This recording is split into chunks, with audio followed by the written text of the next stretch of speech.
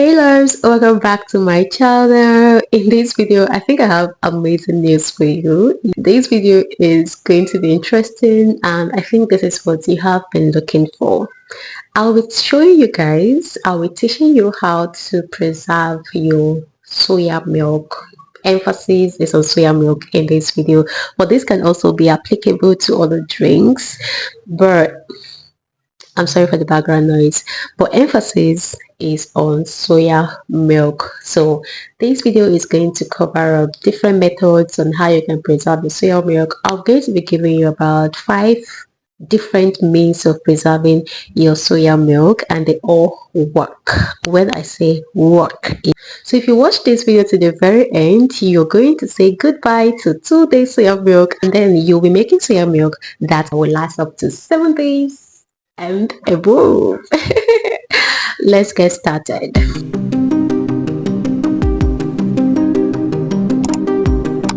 Alright guys, welcome back and thanks for being here. First off, I'll be listing about 5 natural ways to preserve your soya milk, and then I'm going to move on to the other preservative that you were here to watch. Okay, I'll tell you how to use the other kinds of preservative to preserve your soya milk. But before then, I'm going to talk about the natural means to preserve them, just for people who don't have a way of getting the other kind of preservative, and people who would like to preserve their soya milk naturally. So do not even try to skip this, because that can actually come at any point in this video. Now, the first thing you can do to preserve your soya milk is by adding salt to it. Yes, salt, you heard me right. Now, when you add salt to your soya milk, it helps to inhibit microbial growth. So adding salt to your soya milk also helps to extend its shelf life. I'm so sorry for the background noise, please bear with me. Second way of preserving your soya milk is by fermenting it and turning it into a soya yogurt. If you make your soya milk ordinarily as a milk, it may not even last up to maybe 2 days. But if you turn it into yogurt, like you ferment it and then it becomes yogurt, trust me, it is going to last on its own up to about 5 days. Now, if you want to learn how to make soya yogurt, then I have a video on how I did that on my channel. You want to check that out. You learn how to make soya yogurt, and also if you check around the internet, you find other videos on how to make soy yogurt. Now, making soya yogurt, or rather soya milk yogurt, is you trying to convert a soya milk into a yogurt. How do you do that? You do that by adding culture to it. There was this video I came across online recently. A woman made soya yogurt with potash. I don't know how possible that is. I haven't tried that. I'm still going to make research on how healthy that is before maybe I can give it a try or not.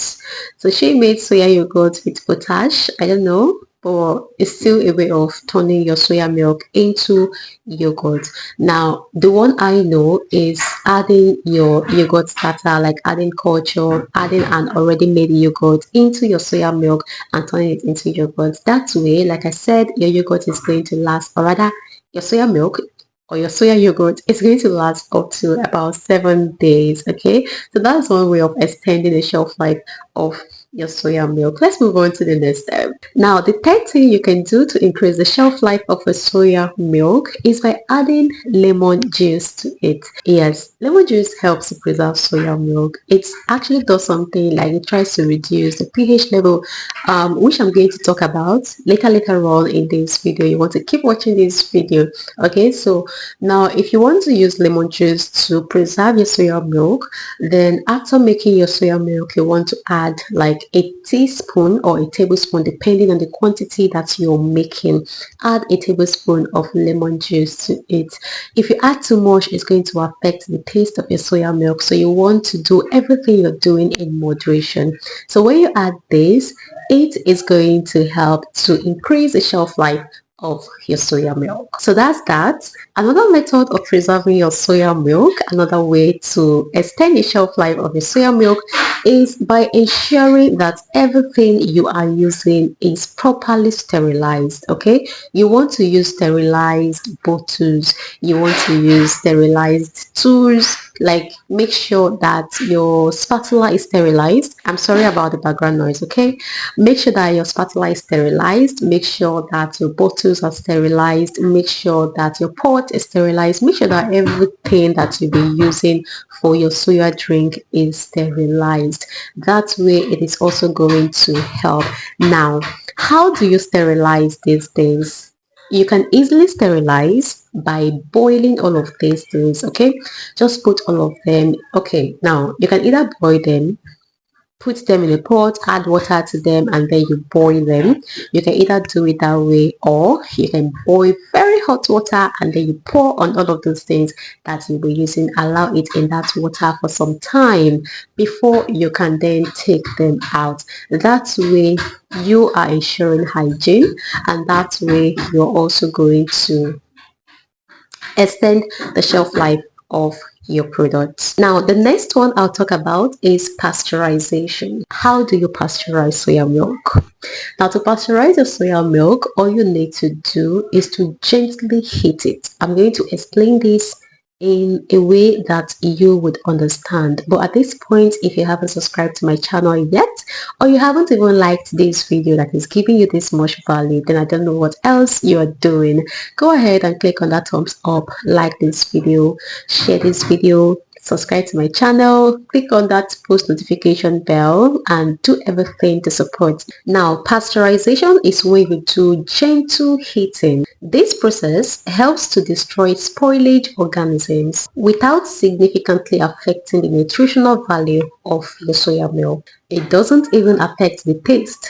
Okay, so you do this heating gently, like you don't boil, like you're boiling. No, you don't do that. After making your soya milk, the first step is you washing and then blending, sieving. After that, you want to boil your soya milk, right? Boil for about maybe 15 minutes, and the temperature has to be about 100 degrees Celsius. Okay, now before I even go ahead to talk about pasteurization, one important thing you need to know is that you cannot pasteurize without a thermometer. So if you don't have a thermometer, this option is not for you. If you want to do this, then you need to get a thermometer. Okay, so you want to boil this at first for 15 minutes, and the temperature has to be about 100 degrees Celsius. After cooking for 15 minutes, you want to let it cool a bit to about 60 degrees Celsius for pasteurization. When it gets to that temperature, hold it in for about 30 minutes. You do this by putting off the heat. Okay, do not allow it boil further. Put off the heat, and then you can either close the pot and let it like that for some time, about 30 minutes, or just put off the heat and then you gently stir this. Don't stir it in a way that it will cool. Just gently stir for about 30 minutes. Okay, but if you feel that stirring this is going to cool it for that 30 minutes, then do not stir. Close the pot and allow it. Within that 30 minutes, you want to occasionally open it and then use your thermometer to cross-check the temperature.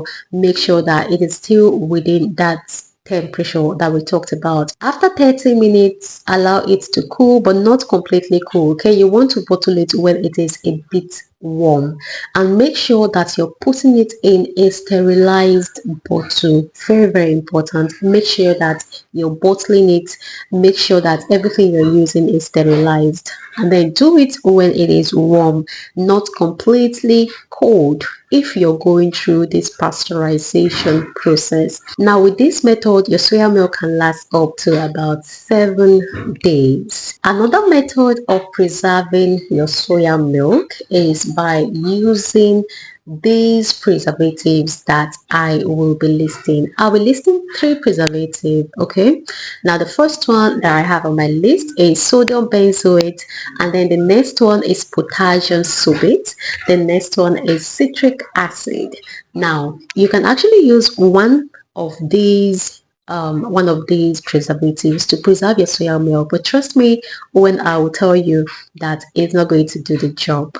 So now, to get the best out of using these preservatives, you have to use the 3 of them. I will give you all the vital information that you need. These preservatives can be used to preserve soya milk, tiger nuts, yogurt, zobo, even down to your cake and stuffs like that.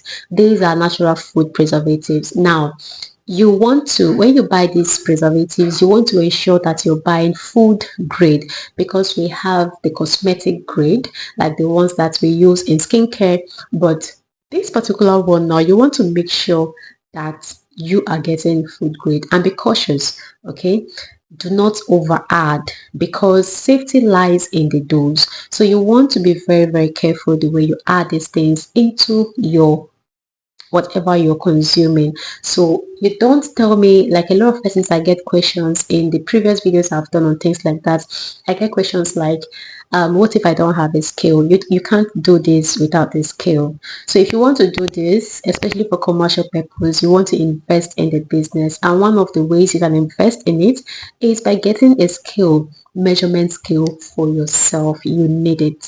Now, if you want to get a measurement skill for something like this, you want to ensure that you get a scale that weighs or that measures 0.01 or 0.001.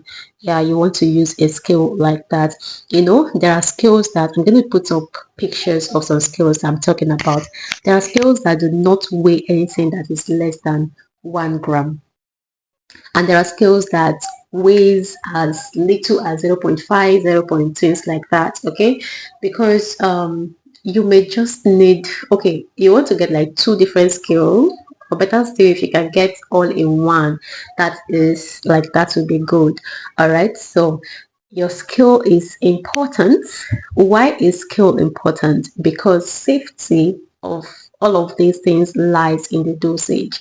Do not over add. That is why you need a skill. Okay, so that's that. Now, you want to, the reason why I mentioned 3 of these is, okay, you can decide to use 3 like these ones that I mentioned, or you can use another 3, like replacing citric acid with something else. But reason why I mentioned this is, I'm going to explain it. If you use just potassium sorbate to preserve soya milk, it may not be effective. It may not work. If you use just sodium benzoate, it may not work. Reason being that the pH level of these things and the pH level of soya milk are not the same thing. So when you do all of these things, you want to consider the pH level. So what works? Now, soya milk has a natural pH level of 6.5 to 7. Okay, 6.5 to 7. And then potassium sorbate is most active at pH level 4.5. Soya beans, like I said, soya milk, like I said, has a natural pH level of about 6.5 to 7, right? Potassium sorbate has a natural, like it is most active. It is active in an environment that has a pH level of about 4.5, meaning that if you add potassium sorbate to soya milk, it is not going to be active. It won't be active, and if it is not active, it means that it won't work. Soya milk is 6.5 to 7. Potassium sorbate is 4.5. So they don't, like, it's not the same. It's not going to work. And then sodium benzoate is active around pH 4.5. Okay, you can see that these 2 actives I just mentioned are not close to the soya milk at all. Like the pH level is way different.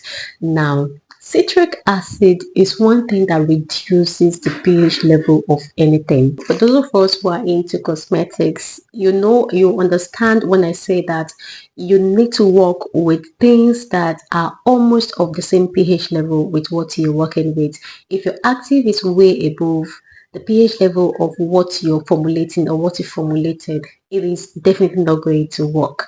So now, citric acid is going to help reduce the pH level of the soya milk. That is why I said that lemon juice can actually be used to preserve soya milk at some point, because yes, lemon juice contains citric, like it's a citrus fruit. Okay, so now this is why we need citric acid amongst our preservatives. So what citric acid is going to do is to reduce the pH level of the soya milk, so that our potassium sorbate and our sodium benzoate are going to work. So now, instead of the soya milk now being about 6.5 pH level 6.5, citric acid is going to reduce it, and then when our potassium sorbate and when our sodium benzoate comes in, they are going to be active because the environment is going to be conducive for them to work. Now, this is why we are going to, like, if you want to use preservatives like this, you need to use these three. Now, one thing I must say, a very, very important thing for anybody watching me right now who want to practicalize all of this, one thing I must say is you want to make sure that you're getting food grade.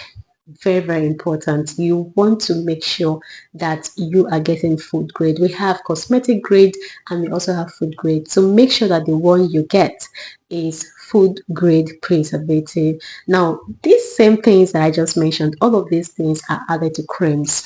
All of these things are added to soaps, okay? But it is the cosmetic one, cosmetic grade that are added to creams and soap. So if you want to use it for food, get food grade preservative and add into your food. That way it is going to work. Okay, so that is that. Now you want to do your research and know where to buy the food grade. You can buy from people who also sell cosmetic things, but ask them properly, is this food grade? Or you can buy from cake shops. Yeah, you can buy from cake shops or buy from people that you know that sell food things, like they sell groceries, they sell things for food. Like, yeah, you need to get food grade because what we need, what you can use for this is food grade preservative. Okay, so that's that. And do not forget that I said safety lies in the dose, so do not over add. All right, do not over add. Now if this is value, if this video is helpful, if you find this helpful, leave a comment in the comment section. If you need practical example on how to do that, I'll be hosting a class. Let me know if you're interested in it. I'll be hosting a class and I will drop a link that anybody who is interested, it's not going to be a free class. Anybody who is interested will join, pay and attend that particular class. If there's something else you want me to film about, let me know in the comment section. Also, make sure to like this. Like, you watching this, getting this value and not liking this is you being too mean and it's not good for your health. So make sure you also like this video. Make sure you share this video. Make sure you comment. Make sure you subscribe to my channel. And of course, all of those are going to encourage me to keep bringing interesting videos your way. Thank you so much for watching, and yes, definitely I'll see you in my next video. Bye for now.